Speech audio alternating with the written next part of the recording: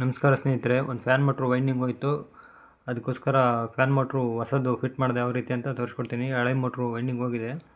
ಇದು ಹೊಸ motor setting ಮಾಡಿ ಸ್ವಿಚ್ಚಿಗೆ ಕನೆಕ್ಷನ್ ಹಾಕಿದ್ದೀನಿ. ಯಾವ ರೀತಿ ಕನೆಕ್ಷನ್ ಹಾಕೋದಂತ ನಿಮಗೂ ಒಂದು ಸ್ವಲ್ಪ ಮಾಹಿತಿ ಕೊಡ್ತೀನಿ. ನನಗೆ ತಿಳಿದಷ್ಟು ಮಾಹಿತಿ ಕೊಡ್ತೀನಿ ನೋಡಿ.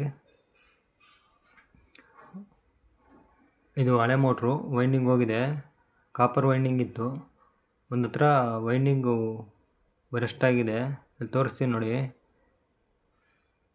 ಈ ಪಾರ್ಟಲ್ಲಿ ವೈಂಡಿಂಗ್ ಹೋಗಿದೆ. ಇಲ್ಲಿ ಇದೇ ಪಾರ್ಟಲ್ಲಿ ವೈಂಡಿಂಗ್ ಹೋಗಿದೆ. ಫ್ಯಾನ್ ಮೋಟರ್ ಇದು ಏನೋ ಸಮಸ್ಯೆ ಆಗಿ ವೈಂಡಿಂಗ್ ಹೋಗಿದೆ. ಅದಕ್ಕೋಸ್ಕರ ವೈಂಡಿಂಗ್ ಮಾಡಿಸೋಣ ಅಂತ ನೋಡಿದೆ.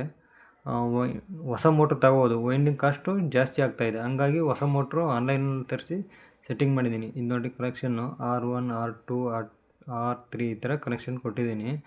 ಒಂದು ನ್ಯೂಟ್ರಲ್ಲು ಡೈರೆಕ್ಟ್ ಫ್ಯಾನಿಗೆ ಹೋಗುತ್ತೆ. ಇನ್ನೊಂದು ಫೇಸು ಕಂಟ್ರೋಲ್ ಮಾಡಿದ್ದೀನಿ, ಸ್ವಿಚ್ ಕಂಟ್ರೋಲಿಗೆ ಕೊಟ್ಟಿದ್ದೀನಿ.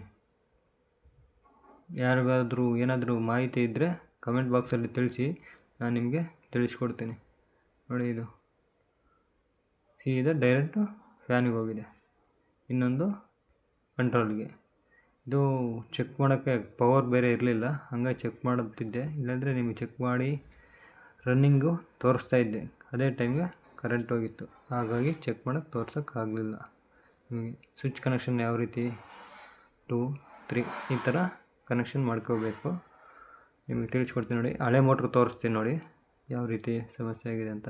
ಇದು ಕಾಪರ್ ವೈಂಡಿಂಗ್ ಹೋಗಿದೆ, ಹಾಳಾಗಿದೆ. ಹಾಗಾಗಿ ಹೊಸ ಮೋಟ್ರ್ ಆನ್ಲೈನಲ್ಲಿ ತರಿಸಿ ಸೆಟ್ಟಿಂಗ್ ಮಾಡಿದ್ದೀನಿ.